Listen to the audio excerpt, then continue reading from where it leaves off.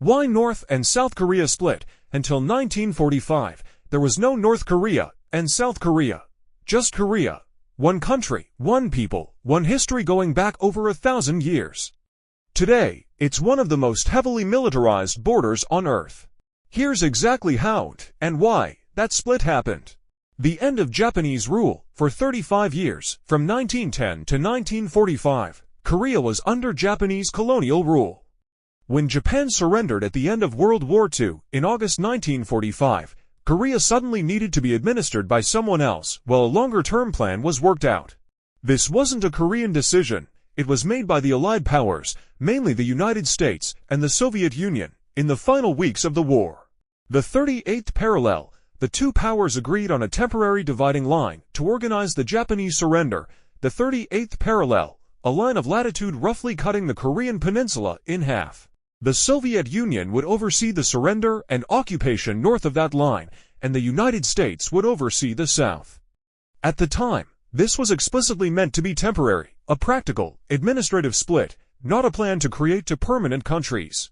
From temporary line to permanent divide, but this was also 1945, right as the Cold War was beginning to take shape.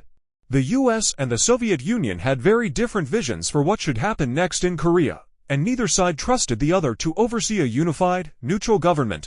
Talks about reunification broke down.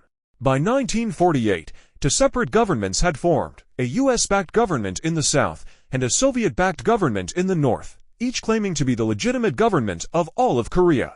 What started as a temporary administrative line to organize a surrender had, within 3 years, hardened into a real political and ideological border.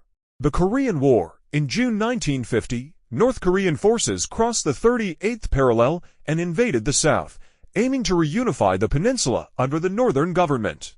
This triggered the Korean War, which drew in a United Nations coalition led by the United States supporting the south, and later, Chinese forces supporting the north. Over the next 3 years, the front line shifted dramatically up and down the peninsula, and the war caused enormous casualties and devastation on both sides. By 1953, the front line had stabilized close to roughly where it had started, near the original 38th parallel. An armistice, not a peace treaty. In July 1953, an armistice agreement ended the active fighting, but it's important to understand what that actually means.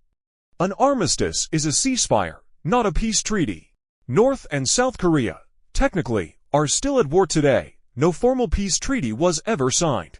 The armistice created the demilitarized zone, or DMZ, a roughly 2.5-mile wide buffer straddling the border, which today is one of the most heavily fortified and closely watched borders in the world, despite its name suggesting the opposite. The human cost, beyond the politics and the front lines, the division has meant something deeply personal for millions of people. Families were split by the sudden hardening of the border in the years after 1945 and 1950, some literally separated overnight, with relatives on opposite sides never able to reunite. Occasional, tightly controlled family reunion events have taken place over the decades, but for many, the separation has simply lasted a lifetime.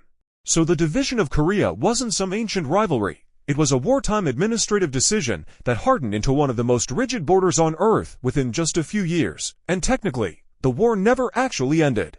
If you found this useful, subscribe for more of the hidden history behind the borders we take for granted, and let me know in the comments which country's history you want explained next.